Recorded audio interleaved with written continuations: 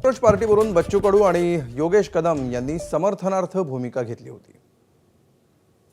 एखाद्या तरुणाला तुम्ही छेडलं की काय होतं आपण बघितलं, सीजेपी आपण सगळ्यांनी पाहिलेलं आहे, बरोबर की नाही?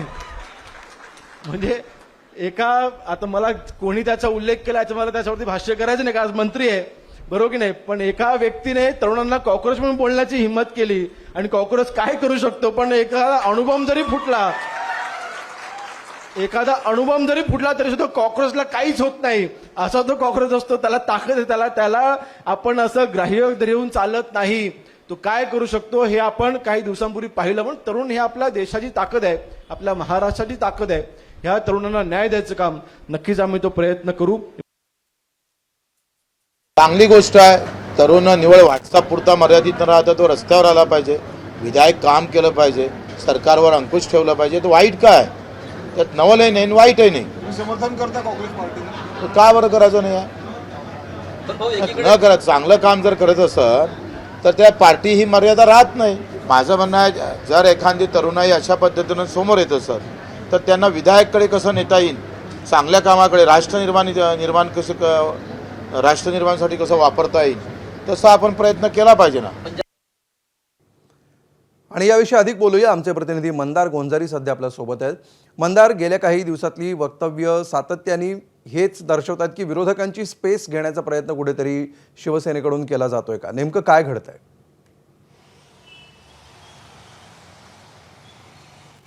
2014 ते 2019 या कालावधीत महाराष्ट्रामध्ये जे राजकारण घडलं त्याची एका अर्थाने पुनरावृत्ती होते। आपण जर आठवलं तर त्यावेळची उद्धव ठाकरेंच्या नेतृत्वातील शिवसेना देखील एकीकडे भाजपसोबत सत्तेत सहभागी होती, मात्र सातत्याने विरोधकाची भूमिका पार पाडत होती। त्यावेळचे शिवसेनेचे मंत्री सातत्याने म्हणायचे की आमचा राजीनामा आमच्या खिशामध्ये आहे। त्याची परिणती झाली 2019ला या दोन्ही पक्षांची युती तुटण्यामध्ये, आणि पुढे काय घडलं हे आपण पाहिलं। आता एकनाथ शिंदेंच्या नेतृत्वाखालील शिवसेना देखील हेच करताना आपल्याला पाहायला मिळते।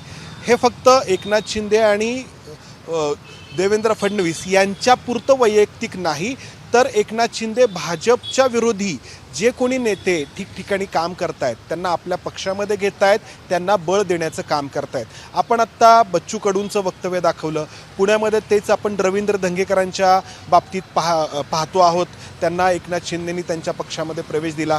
पुणे जिल्ह्यातलं दुसरं उदाहरण आहे ते एकनाथ शिंदे यांच्या पक्षाचे आमदार असलेले जे शिवतारे आहेत, विजय शिवतारे यांचे तिथले विरोधक असलेले संजय जगताप यांना काँग्रेसमधून भाजपनी त्यांच्या पक्षामध्ये प्रवेश दिला।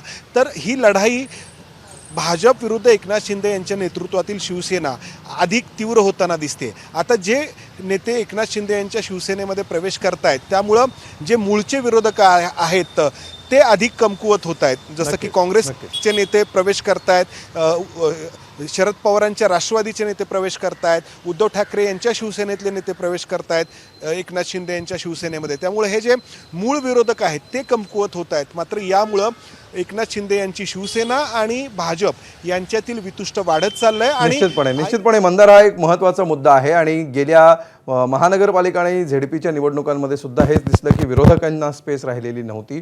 तेच आता पक्षीय पातळीवर घडते की काय असं दिसतंय। धन्यवाद तूर्त या सविस्तर माहितीबद्दल। एबीपी माझा, उघडा डोळे बघा नीट।